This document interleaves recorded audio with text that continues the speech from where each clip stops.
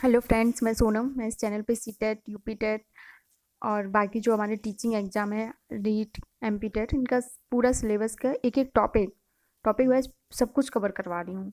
आप बने रहिए हमारे साथ और अपने एग्जाम की तैयारी करते रहिए। और अगर आपको मेरी मेहनत पसंद आती है तो हमारे वीडियो को लाइक करें, हमारे चैनल को सब्सक्राइब करें और जितना ज़्यादा पॉसिबल हो मैक्सिमम शेयर करें। तो आज का हमारा टॉपिक है सतत एवं व्यापक मूल्यांकन। इस टॉपिक के एंड में प्रीवियस ईयर में आए हुए सारे क्वेश्चन देखेंगे। तो स्टार्ट करते हैं टॉपिक।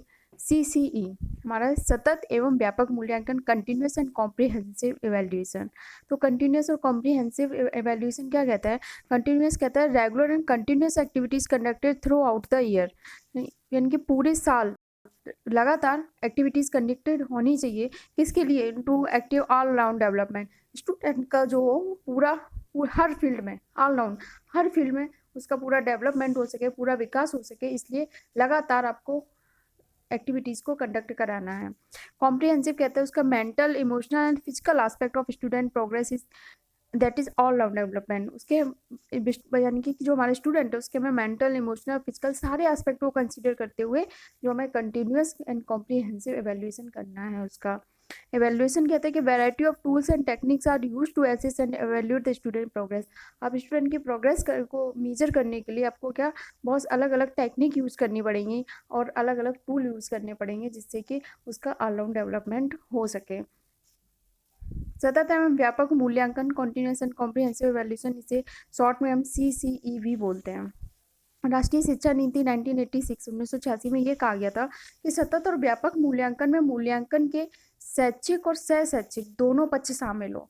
जो पहले के टाइम पे मूल्यांकन होता था वो क्या होता था, लास्ट में एकदम परंपरागत तरीके से होता था। लास्ट में पूरे साल पढ़ाया जाता था, लास्ट में एक एग्जाम ले लिया जाता था, बस हो गया मूल्यांकन। तो उसमें क्या था, उसमें बहुत सारे दोस्त थे। सबसे बड़ी बात तो ये थी कि उसमें आप बच्चे का हर पक्ष का मूल्यांकन नहीं कर सकते। मान लो वो बच्चा पढ़ने में अच्छा, तो उसके पढ़ने का तो मूल्यांकन हो रहा है, लेकिन बाकी जो और को करिकुलर एक्टिविटीज हैं जो हमने यहाँ पे लिखा है सह शैक्षिक, ठीक, जो शिक्षा के साथ साथ और भी एक्टिविटीज होती है, संगीत हुआ, खेल कूद हुआ, आप उनका मूल्यांकन नहीं कर सकते थे। तो इसको फिर CBSE ने चेंज किया। तो 1986 राष्ट्रीय शिक्षा नीति आई, उसमें ये कहा गया कि मूल्यांकन में शैक्षिक और सह शैक्षिक, यानी कि सह शैक्षिक क्या हुआ, को करिकुलर एक्टिविटीज, पढ़ना पढ़ाने के साथ साथ दोनों शामिल होनी चाहिए। CC के अंतर्गत मूल्यांकन रोजाना और हर विषय वस्तु का विस्तार से मूल्यांकन हो। इससे क्या होगा, हमें रोज के रोज मूल्यांकन करना है, रोज यानी कि कंटिन्यूस, सतत करना है। इससे क्या हो, बालक की समस्याओं का हमें पता लगे और बालक की समस्याओं का निवारण हो सके। इसके लिए रोजाना और व्यापक यानी कि विस्तार से मूल्यांकन करना है। CC को प्रभावी बनाने के लिए निदानात्मक परीक्षण और उससे जो समस्याएं बालक के सीखने के अंदर आती हैं उसको उपचारात्मक शिक्षण के द्वारा दूर किया जाता है। ये समझ लो, इंपॉर्टेंट टर्म है दो, निदानात्मक परीक्षण और उपचारात्मक परीक्षण। मतलब डायग्नोस्टिक और ट्रीटमेंट। ठीक, आप जैसे दवा लेने जाते हो किसी डॉक्टर के पास, ठीक, तो डॉक्टर क्या करता है, सबसे पहले आपको जो प्रॉब्लम है उसको डायग्नोज करेगा, यानी कि आपकी बीमारी को पता लगाएगा कि आखिर प्रॉब्लम क्या है, आखिर बीमारी क्या है। इसी तरह से बच्चे को पढ़ने में क्या समस्या आ रही है, वो गलत अक्षर लिख रहा है, उसे स्पेलिंग में प्रॉब्लम है या उसे लिखने में प्रॉब्लम है या वो समझ नहीं पा रहा है सही से, उसे क्या प्रॉब्लम है, तो सबसे पहले उसकी प्रॉब्लम का पता लगाएगा। यानी कि डॉक्टर सबसे पहले आपकी बीमारी को डायग्नोस करेगा, बीमारी का पता लगेगा। जब सही बीमारी का पता लगेगा तभी तो उसका सही उपचार होगा। तो जो सही उपचार करना है, समस्या का पता करना है, क्या है, निदानात्मक परीक्षण। यानी कि आपको ये पता चला कि बालक को समस्या क्या है, यानी कि रोगी को बीमारी क्या है, फिर उसका उपचार करना, यानी कि उस समस्या का या उस बीमारी का ट्रीटमेंट करना, उपचार करना। वो उपचार करना आता है उपचारात्मक शिक्षण। अगर आप सही बीमारी का पता होगा तो आप सही दवा दोगे, डॉक्टर सही दवा देगा, उससे सही हो जाएगा पेशेंट। इसीलिए अगर बालक की आपको सही समस्या का पता है कि ये क्यों नहीं समझ पा रहा है, क्यों नहीं पढ़ पा रहा है, इसे क्या प्रॉब्लम है पढ़ने में, तो आप उसको जब उसकी समस्या का पता कर लोगे तो ये क्या है, समस्या का पता करना है, निदानात्मक परीक्षण, और उस समस्या को का उपचार करना कि जिससे वो सही हो जाए, वो है उपचारात्मक परीक्षण। तो एक होता है निदानात्मक परीक्षण, एक होता है उपचारात्मक परीक्षण। विद्यार्थी की शैक्षिक व शैक्षिक गतिविधियों का निरंतर और नियमित रूप से मूल्यांकन हो। यही हमारा क्या कहता है, सतत एवं व्यापक मूल्यांकन, कंटिन्यूस एंड कॉम्प्रिहेंसिव इवैल्यूएशन। ये शिक्षा व्यवस्था है, CBSE ने अपने सभी विद्यालयों में लागू की है। इसका मुख्य उद्देश्य है जो वो ये है कि बालक के सभी बच्चों का मूल्यांकन हो जब वो विद्यालय में उपस्थित हो। यानी कि आपको हर पक्ष का मूल्यांकन करना है, उसके हर पक्ष की प्रतिभा को देखना है, जिससे उसका क्या सर्वांगीण विकास हो सके, हर फील्ड में विकास हो सके, पता चले उसके। मान लो कोई बच्चा खेल में अच्छा है, संगीत में अच्छा है, तो उसके वो प्रतिभा भी सामने आ सके। इसलिए आपका उसका बच्चे का सभी बच्चों का मूल्यांकन करना ये सीसीई का मेन पर्पज है, मेन उद्देश्य है। इस व्यवस्था में विद्यार्थी के अंकों को ग्रेड में बदला गया। पहले जो मार्क्स मिलते थे उनको क्या ग्रेड में कन्वर्ट किया गया, जिसका मूल्यांकन शैक्षिक और सह-शैक्षिक गतिविधियों की एक सुनियोजित श्रृंखला द्वारा किया जाता है। यानी कि शैक्षिक के साथ साथ सह शैक्षिक भी। जैसे फॉर एग्जाम्पल सीबीएसई बोर्ड से जो बच्चे पढ़े होंगे उन्हें पता होगा, कार्यानुभव कौशल, वर्क एक्सपीरियंस एक सब्जेक्ट होता है, उसमें आपको ग्रेड मिलती है। नवाचार होता है, उसमें ग्रेड मिलती है। सीखने हेतु विद्यार्थी कितनी तत्परता है, समूह में वो कार्य करने की उसकी, इन सबकी नीचे जब आपका रिपोर्ट कार्ड बनता है कुछ ग्रेड उसमें सभी सब में आपको क्या ग्रेड मिलती है। विद्यार्थी का विद्यालय के अंतर्गत व्यवहार कैसा है, विद्यार्थी की सार्वजनिक अभिव्यक्ति कैसी है, तो इसका क्या होता है ग्रेड मिलती है। तो इसको एक इस पूरी श्रृंखला में एक एक आपको ग्रेड दी जाती है। एक ही परीक्षा की जगह लघु परीक्षाओं के माध्यम से साल भर पर समय समय पर मूल्यांकन किया गया। पहले की परंपरागत शैली में क्या होता था, पूरी साल पढ़ाया, लास्ट में एक एग्जाम ले लिया जाता था, लेकिन इससे बदला गया। इससे ये कहा गया कि ऐसा नहीं करना, आपको भी पूरी साल पढ़ा रहो, एक बार बस मूल्यांकन कर दो, बस हो गया। नहीं, आपको टाइम टाइम पर एक साल में कई बार छोटी छोटी परीक्षाएं लो। देखो पहले मिड टर्म होगा, यानी कि आधा सिलेबस होगा, उससे पहले भी कुछ होगा, तो फर्स्ट टर्म होगा, उसमें मान लो 2 या 3 यूनिट आ रही हैं, तो मतलब छोटी छोटी परीक्षाएं छोटे छोटे सिलेबस में बांट के लघु परीक्षाएं आयोजित की जाएंगी।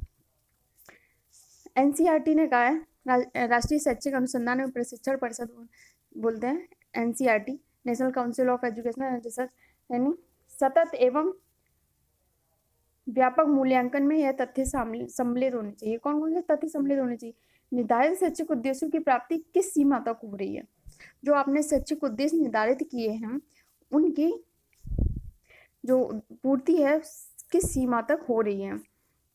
कक्षा में प्रदान किए गए अधिगम अनुभव कितने प्रभावशाली रहे। अब मूल्यांकन जब होगा तब टीचर को पता चलेगा जो उसने कक्षा में पढ़ाया कितना प्रभावशाली हुआ, उससे बच्चे सीख पा रहे हैं या नहीं सीख पा रहे हैं, कितना इफेक्टिव रहा, व्यवहार परिवर्तन की प्रक्रिया कितने अच्छे ढंग से पूर्ण हो रही है। बच्चों में सीखने के बाद कुछ व्यवहार परिवर्तन आ रहा है, चेंज आ रहा है, उनके व्यवहार में वो चेंज झलक रहा है या नहीं, किस हद तक झलक रहा है, कितना पूरा हुआ है।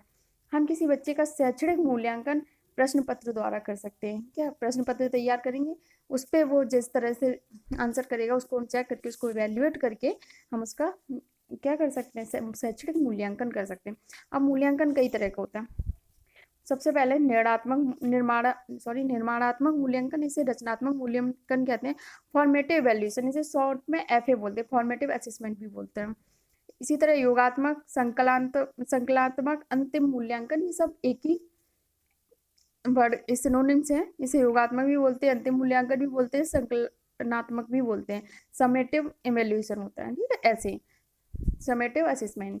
तो शॉर्ट में इसे एफए और ऐसे बोलते हैं, फॉर्मेटिव असेसमेंट और समेटिव असेसमेंट। ये डायग्नोस्टिक इवैल्यूएशन, ये हम बता चुके हैं, डायग्नोस्टिक या निदानात्मक परीक्षण, डायग्नोस्टिक एंड ट्रीटमेंट, उपचारात्मक परीक्षण। अब देखो फॉर्मेटिव असेसमेंट और समेटिव असेसमेंट, ये क्या क्या होते हैं। जो फॉर्मेटिव असेसमेंट होते हैं प्रारंभिक परीक्षा होती है। इस परीक्षण में क्या होता है, विद्यार्थी द्वारा मौखिक परीक्षा में जो प्रदर्शन करता है उसके बेस पे उसको मार्क्स दिए जाते हैं, उसके बेस पे उसका मूल्यांकन किया जाता है। पूरे एक साल में, मतलब पूरा एक शैक्षिक सत्र होता है, उसमें जो इसका वेटेज होता है वो 40% होता है, क्योंकि वो 4 पार्ट में डिवाइड होता है। ये देखो हमने बताया, एक पहला एफए होगा, दूसरा एफए होगा, तीसरा और चौथा, यानी कि सबके 10-10% मार्क्स जोड़ेंगे, 10-10-20-30, कितना टोटल कितना हो गया, 40% मार्क्स होगा।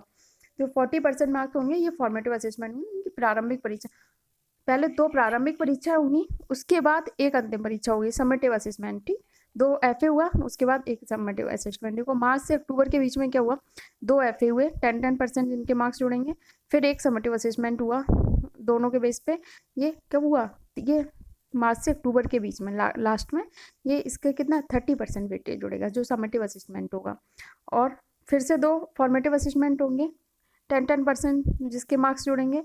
उसके बाद फाइनली फिर एक एग्जाम होगा जिसे बोलेंगे समेटिव असेसमेंट, यानी कि 2 समेटिव असेसमेंट होते हैं हर एक साल में, 1 साल में मतलब ये आप मान लो 6-6 महीने का लगभग, हर 6 महीने में 2 फॉर्मेटिव असेसमेंट होंगे, 1 समेटिव असेसमेंट, फिर 2 फॉर्मेटिव असेसमेंट, 1 समेटिव असेसमेंट। तो जो फॉर्मेटिव असेसमेंट इनके 10-10% मार्क्स जुड़ेंगे और समेटिव असेसमेंट के 30-30%, टोटल कितना हो गया 100% पूरा मार्क्स कैलकुलेट। इस बेसिस पे जो सीसी होता है कंटिन्यूस एंड कॉम्प्रिहेंसिव वैल्यूएशन, उसका ये पैटर्न है, इस हिसाब से मार्क्स जोड़े जाते हैं। और जो ग्रेड मिलती है वो अगर आपके 91 से 100 के बीच में मार्क्स हैं तो आपको A1 ग्रेड मिलेगी, आपको 10 पॉइंटर मिलेगा। बिंदु बोलते हैं कुछ बच्चों को, आपने सुना होगा आपका कितना पॉइंटर रहा, सीबीएसई बोर्ड से होंगे उन्हें ज़्यादा पता होगा कि ना 10 पॉइंटर। और कुछ और बोर्ड में भी ICSE वगैरह में भी कहीं कहीं पॉइंटर सिस्टम यूज होता है।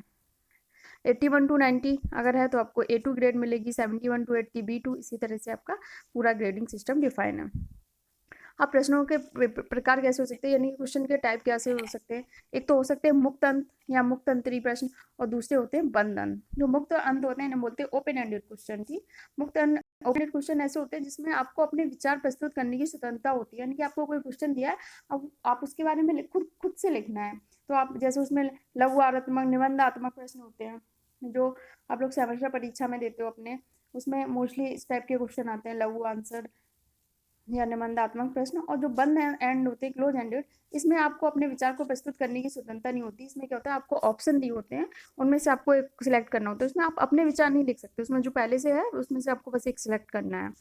और जो क्लोज एंडेड है, बंद टाइप के कई तरह के हो सकते हैं, जैसे बहुविकल्प प्रश्न है, जैसे आपको 4 ऑप्शन दे दिए, उसमें से आपको एक ऑप्शन सिलेक्ट करना है, तो कई विकल्प में से एक विकल्प को चुनना। सत्य असत्य दे दिया, आपको केवल हाँ या ना में जवाब देना है, सही है सत्य है या नहीं है, असत्य है सत्य है, बस मिलान करना है सही। तो आप पहले से 2 कॉलम होंगे तो आपको जो उससे सही है उससे मिलान करना है, आपको अपने विचार उसमें नहीं लिख सकते। खाली स्थान को भरना है, एक बस कोई पॉइंट होगा वो आपसे छूटा हुआ होगा, आपको खाली जगह दे दी जाएगी, उसके बस खाली स्थान भरना, बस आप उतना ही लिख सकते हो खाली स्थान में। वर्गीकृत प्रश्न, आपको 5-6 शब्दों का एक समूह दे दिया, उसमें से एक शब्द जो अलग होगा वो आपको सिलेक्ट करना है। जैसे मान लो आपको घर के सामान दे दिए जाए, टीवी दी जाए, फ्रिज दी जाए, कूलर दे दिया जाए, और एक आपको एक कारखाना बना दिया जाए, तो आप अपने आप से सिलेक्ट कर लोगे कि इसमें से ये अलग है, ये घर के सामान है, ये कारखाना बाहर का है। ठीक। तो व्यवस्थितीकरण प्रश्न, शब्दों को व्यवस्थित रूप से लगाना, ये कौन सा किसके बाद आया है। मान लो वर्णमाला के हिसाब से आपसे पूछा तो आ वाले वर्ड आप पहले लगाओगे, का वाले बाद में लगाओगे, तो वर्णमाला के अकॉर्डिंग आपको वो सिलेक्ट करने हो सकते हैं।